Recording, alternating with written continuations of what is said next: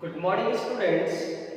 Raman physics classes के द्वारा संचालित इस ऑनलाइन वीडियो क्लासेस में आप सभी बच्चों का मोस्ट वेलकम है। बच्चों, आज हम लोग न्यूमेरिकल्स पे बात करेंगे। पिछले क्लास में हम लोग कैपेसिटर के कॉम्बिनेशन को पढ़ के कंप्लीट किए, फॉर्मूला तैयार किए, डेरिवेशन किए। आज उस कॉम्बिनेशन पर आधारित हम लोग न्यूमेरिकल प्रॉब्लम सॉल्व करेंगे। मैं बता दूं बच्चों कि कैपेसिटर का जो कॉम्बिनेशन होता है उस पे आधारित जो न्यूमेरिकल्स होते हैं वो दो प्रकार के होते हैं।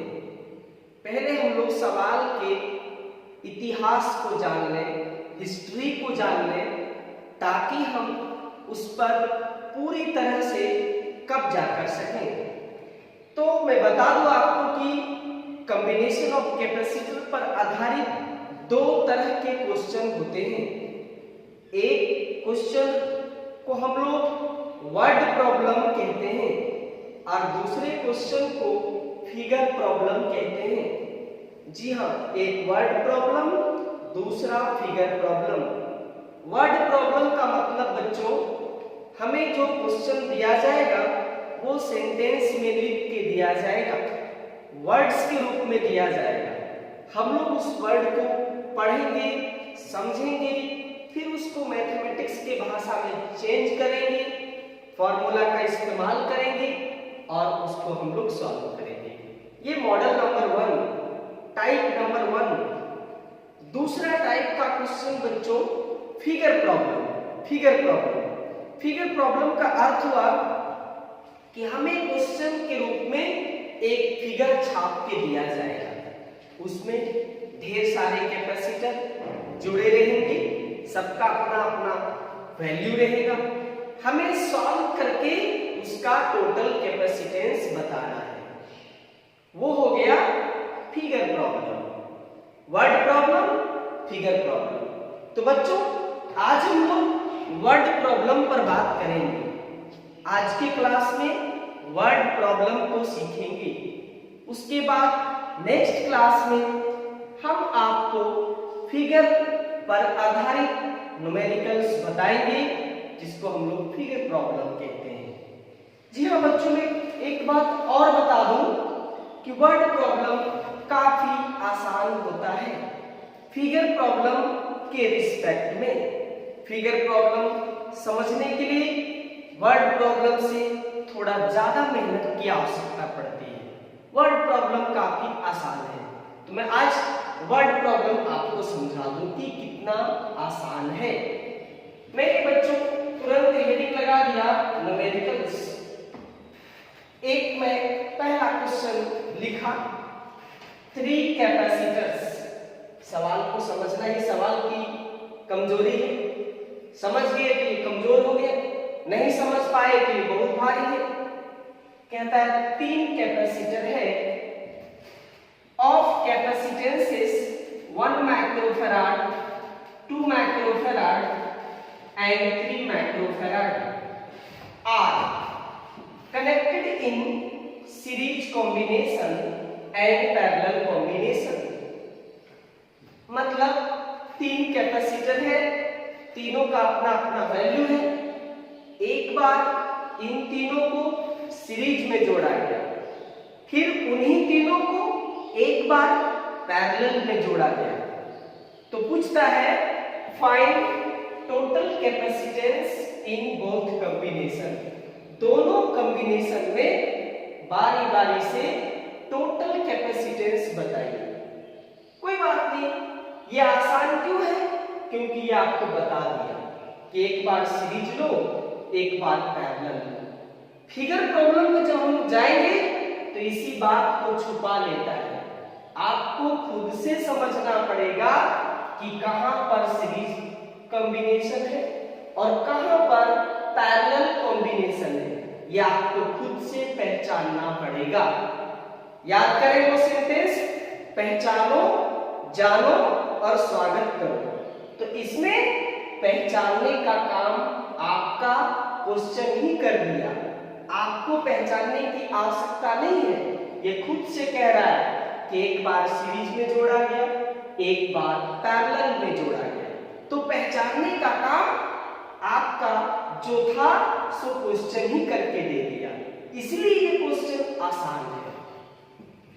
बच्चों मैंने तुरंत लिखा कि 3 है तो C1, C2 और C3 लिख दिया, वैल्यू रख दिया।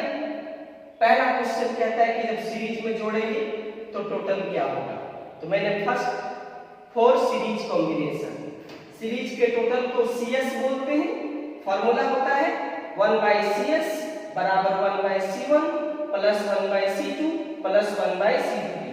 मैंने इस फॉर्मूले पर वैल्यू को रख दिया। 1/CS equal to 1/1 plus 1/2 plus 1/3, LCM लिया। इसके आगे तो आप खुद समझदार हैं, सॉल्व किया।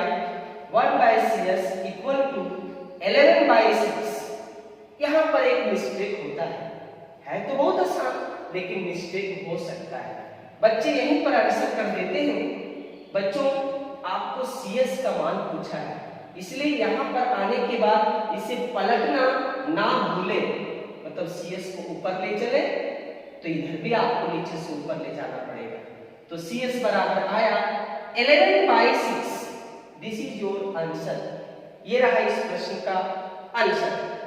अब बच्चों कहता है कि सेकेंड कॉम्बिनेशन आपका है पैरेलल कॉम्बिनेशन। इन्हीं तीनों को एक बार पैरेलल में जोड़ा गया। तो क्वेश्चन ही कह दिया तो मुझे क्या सोचना, मैंने तुरंत लिख दिया 4 पैरेलल कॉम्बिनेशन। पैरेलल के टोटल को CP कहते हैं। CP इक्वल टू व्हाट नहीं मालूम, तुरंत मैंने फॉर्मूला इस्तेमाल किया CP equal to C1 plus C2 plus C3, जो कि आप पहले से पढ़ चुके हैं। वैल्यू बैठाया 6 माइक्रोफैराड, आंसर हो गया। ये रहा इस प्रश्न का उत्तर। तो मैं बता दूं बच्चों, आप इसका स्क्रीनशॉट ले लें, और ये सबसे इजी टाइप का क्वेश्चन है, सबसे आसान टाइप का क्वेश्चन है कि क्वेश्चन ही कह देता है कि कौन सा कॉम्बिनेशन है। सिर्फ आपको फॉर्मूला का इस्तेमाल करके आंसर निकाल देना है। अब इसी वर्ड प्रॉब्लम में एक स्पेशल टाइप का क्वेश्चन होता है जिसको कंपटीशन में अक्सर पूछा जाता है, बोर्ड एग्जाम में भी अक्सर पूछा जाता है। तो इसके बाद अब हम लोग उस पे चर्चा करेंगे।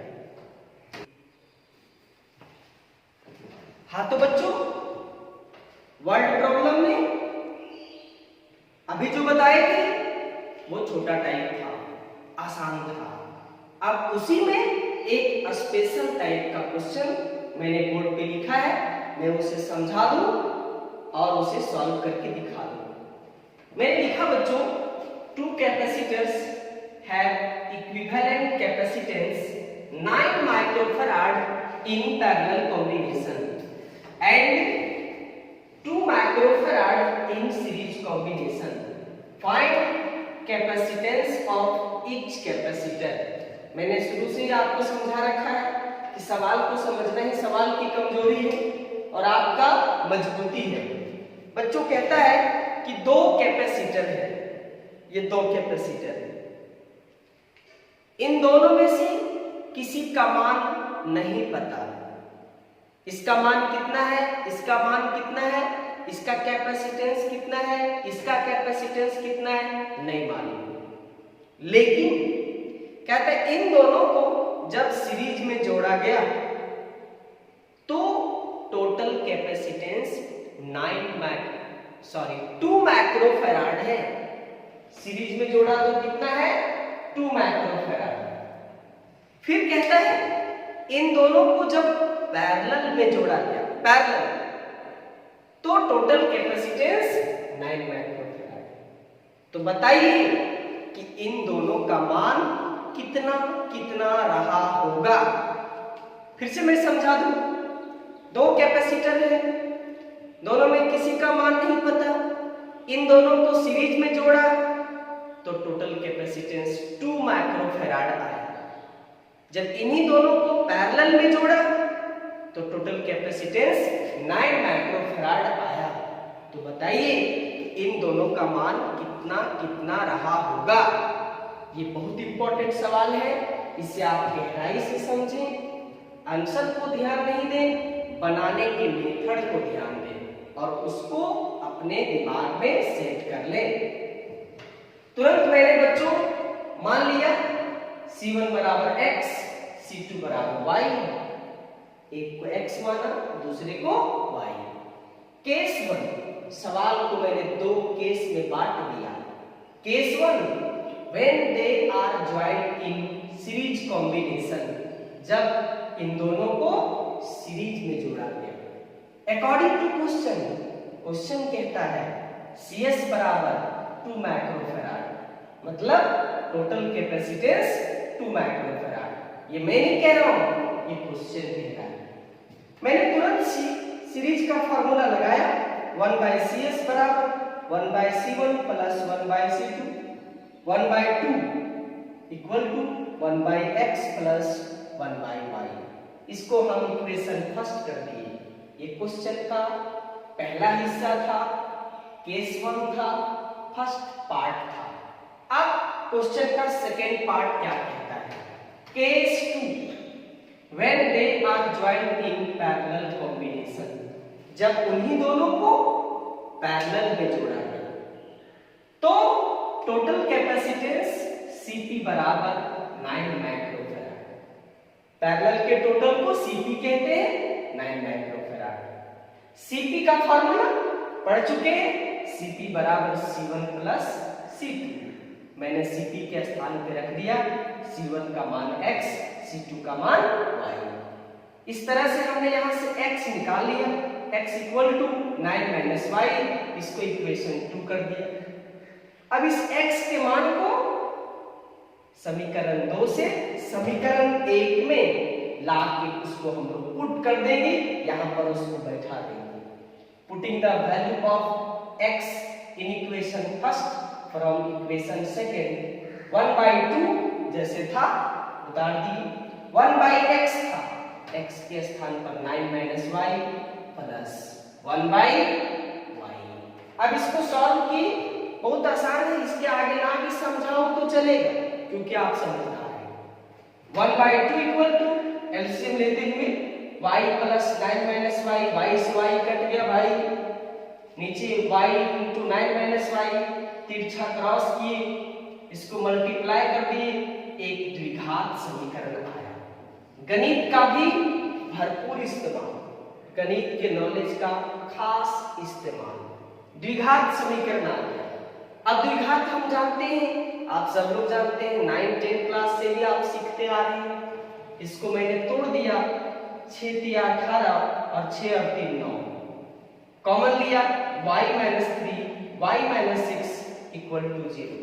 y का दो मान प्राप्त हुआ, 3, 6। एक साथ दोनों वैल्यू को नहीं यूज करेंगे, एक एक करके यूज करेंगे। यहां भी कंफ्यूजन आता है, तो एक एक करके यूज करेंगे। एक बार जब 3 लेंगे तो 6 नहीं लेंगे, और जब 6 लेंगे तो 3 नहीं लेंगे। मैंने y का मान 3 सोचा, if y equal to 3, then from equation second equation कहां है बच्चों? यहां पर x बराबर 9 माइनस y का मान 3 बैठा देंगे तो आप भी समझ पाएंगे कि x का मान कितना निकला, 6। अब हम लोग तुरंत फिर से पुराने जगह पे चलते हैं। C1 को क्या माने थे? x का मान क्या निकला? 6। C2 को क्या माने थे? y का मान क्या निकला? 3। तो हम लोग कहेंगे 6 माइक्रोफैराड और C2 बराबर 3 माइक्रोफैराड। माइक्रोफैराड को चेंज करना जरूरी नहीं है, क्योंकि क्वेश्चन में भी माइक्रोफैराड दिया है तो हम आंसर में भी माइक्रोफैराड दे सकते हैं। उसके लिए चेंज करने से कोई फायदा नहीं। बहुत बच्चे पूछते हैं सर माइक्रो मतलब 10 के पावर माइनस 6 लिखे क्या? लिख भी तो भी कोई फर्क नहीं पड़ता है, ऐसे आंसर दो तो भी कोई फर्क नहीं पड़ता है। इस प्रकार से बच्चों दोनों कैपेसिटर का मान सेपरेट निकल गया, एक 6 माइक्रोफैराड और एक 3 माइक्रोफैराड। इसी में और डिस्कस कर दूं, कोई बच्चा y का मान 6 लेगा तो x का मान 3 आएगा, तो 3 6 या 6 3 जोड़ा तो सेम आ है, इसलिए यही दोनों इस क्वेश्चन का आंसर होगा। इस प्रकार से ये बहुत इंपॉर्टेंट टाइप का क्वेश्चन है, बोर्ड एग्जाम में भी कई बार पूछा है और कंपटीशन में भी पूछ सकता है। आप लोग इसे नोट करेंगे कॉपी में और प्रैक्टिस करेंगे। इसके आगे का प्रश्न जो सेकंड टाइप है, जिसको फिगर प्रॉब्लम कहते हैं, वो हम नेक्स्ट वीडियो में लेकर के आपके समक्ष हाजिर रहेंगे। अभी के लिए आप सबों को बहुत बहुत